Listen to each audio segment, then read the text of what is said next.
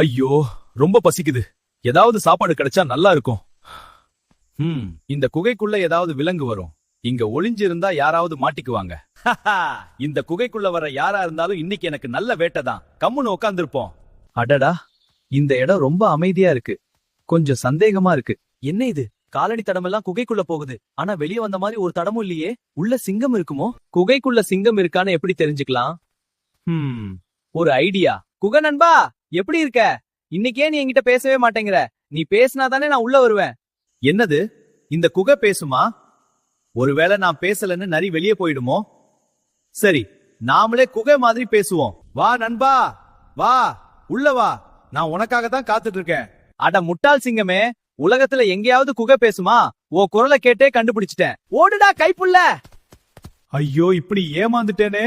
எதையும் கண்ணை மூடிக்கிட்டு நம்பாம சுத்தி நடக்கிறத கவனிச்சா ஆபத்துல இருந்து தப்பிக்கலாம்.